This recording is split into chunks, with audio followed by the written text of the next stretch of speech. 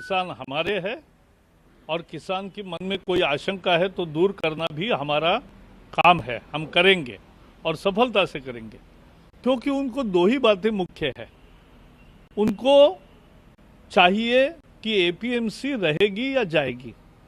तो इसका उत्तर साफ है कि एपीएमसी रहेगी, लेकिन उसके बाहर भी बेचने की परमिशन रहेगी। तो किसान का बल्ले बल्ले है, किसान का फायदा है।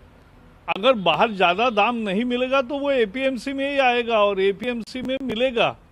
वो चल रही है, इस साल भी चली, कानून के बाद भी चली, और पंजाब में सबसे लाखों किसानों ने अपना धान एपीएमसी के द्वारा बेचा। सरकार ने खरीद किया तो सरकारी खरीद भी जारी रही और एमएसपी पर बेचा। ये दूसरा मुद्दा था उनके मन में कि एमएसपी रहेगी कि नहीं। तो एमएसपी थी, एमएसपी है और एमएसपी रहेगी। और इस साल प्रमाण मिला है कि ज्यादा बढ़ी हुई एमएसपी में ये काम किया, करके दिखाया।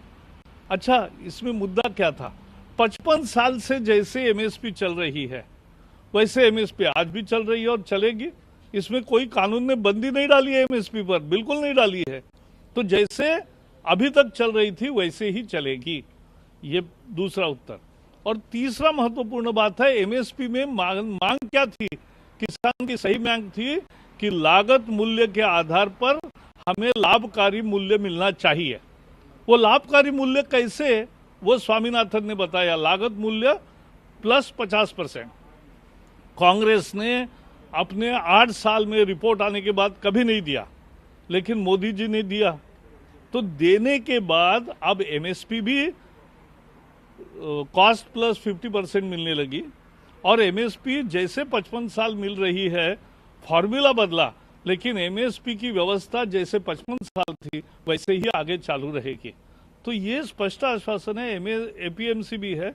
तो यही आधार पर हम तो अपील करेंगे कि किसान समझ जाए, देश के बहुसंख्यक किसान ये निश्चित रूप से ये इन कानूनों के पक्ष में है। और दूसरी बात, जो विपक्षी दल आज इनके 3 कानून वापस लेने की मांग करते हैं, ये तो पाखंड है। क्योंकि ये जो विपक्ष दल है, इन्होंने कॉन्ट्रैक्ट फार्मिंग एक्ट पास किया है अपने राज्यों में। इन्होंने एपीएमसी कानून में सुधार किया है। मॉडल कानून जो शरद पवार ने प्रस्तुत किया था उसको अनेक राज्यों ने स्वीकार किया है। कांग्रेस के घोषणा पत्र में ये कानून लाने की बात कही है। कांग्रेस के घोषणा पत्र में और राहुल के प्रेस कॉन्फ्रेंस में, राहुल प्रेस कॉन्फ्रेंस में कुछ बोले और ट्वीट में कुछ बोले, ये तो नहीं हो सकता। और इसलिए हमारा पूरा विश्वास है कि किसान समझेगा, सच्चाई को परखेगा और गलतफहमी दूर होगी।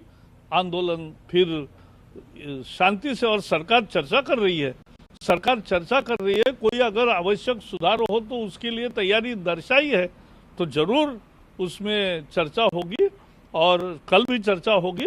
मुझे विश्वास है कि ये ठीक निपटारा होगा। हर चीज पे कंफ्यूजन क्रिएट करना, देश के लोगों को गुमराह करना, देश की छवि को पूरी दुनिया में बदनाम करने के षड्यंत्र साजिश करना, ये इनका बहुत ट्रेडिशनल प्रोफेशनल तरीका रहा है और इसके लिए बहुत हिस्ट्री शीटर क्रिमिनल्स हैं ऐसे लोग।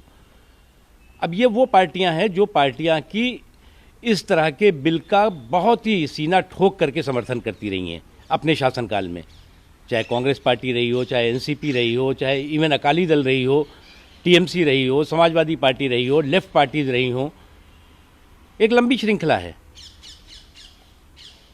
इनकी दिक्कत ये नहीं है, इनकी दिक्कत ये है कि भोले भाले लोगों को, चाहे वो किसान हों या और भी समाज के लोग रहे हों, उनको एक ऐसे गुमराही के रास्ते पर धकेल देते हैं जिसका धकेलने के बाद एग्जिट गेट बंद कर देते हैं, ताला लगा देते हैं और देखते हैं कि अगर एग्जिट गेट निकलने का रास्ता जो है वो लोग ढूंढ रहे हैं कि अब ये तो हम गलत तरीके से फंस गए, गलत तरीके से हमें गुमराह कर दिया गया, तो अपनी एंट्री कर डालते हैं और एंट्री करके एग्जिट गेट पे डबल लॉक कर देते हैं ताकि जो है वो जो लोग निकलना भी चाह रहे हैं वो ना निकल पाए। इन्होंने कभी क्या, प्रधानमंत्री नरेंद्र मोदी जी ने इनसे पूछ करके क्या, जो किसानों की आय को दुगनी करने का संकल्प लिया, इनसे पूछ के लिया क्या किसानों की जो बीमा, फसल बीमा को जो है वो गारंटी दी और उसकी जो है वो इंश्योरेंस की गारंटी दी, वो क्या इनसे पूछ के लिया? क्या किसानों को सम्मान निधि की बात जब की तो क्या ये विपक्ष के लोग जो लोग की गुमराह करने की कोशिश कर रहे हैं उनसे पूछ कर किया गया क्या? हर किसान के खेत तक पानी पहुंचे, बिजली पहुंचे, ये सुनिश्चित किया गया, मोदी जी ने ये सुनिश्चित किया, तो इनके क्या विरोध के कारण किया क्या? तो आज जो कुछ भी हो रहा है वो शुद्ध रूप से किस तरह से सीधे साधे लोगों के कंधे पर अपनी सियासी बंदूक चलाओ और बंदूक चला करके अपनी सियासत की रोटियां सेको, लेकिन उसमें सफल नहीं होंगे ये, क्योंकि नरेंद्र मोदी जी मेरे गांव, मेरे देश, मेरे किसान, मेरे मजदूर के सशक्तिकरण के लिए, सम्मान के लिए पूरी तरह से कमिटेड हैं। एमएसपी की बात है, क्या है एमएसपी की बात? इस दौरान रिकॉर्ड बढ़ोतरी एमएसपी में होती है, खरीदारी एमएसपी के माध्यम से होती है, एमएसपी को किसी तरह से कोई छुआ नहीं जाता। अब लगा इनको कि ये तो मामला सब एक्सपोज हो गए, अब तो जो ढोल में पोल दिखाई पड़ा, जो विपक्ष चाहता था वो हो नहीं पा रहा है, तो सब चीज़ें स्पष्ट हो गई। तो उन्होंने सोचा कि अब जो है वो अपनी एंट्री कर लो, और एंट्री करके जिस एग्जिट रास्ते से ये लोग किसान भाई, कुछ किसान भाई जो निकलना भी चाह रहे हैं, उनमें भी डबल लॉक लगा दो। ये शुद्ध रूप से क्रिमिनल कॉन्स्पिरेटर्स हैं जो कि भोले भाले लोगों को गुमराह करके उनकी तरक्की के रास्ते में अलग अलग तरह के कांटे बिछाने की कोशिश कर रहे हैं, सफल नहीं होंगे।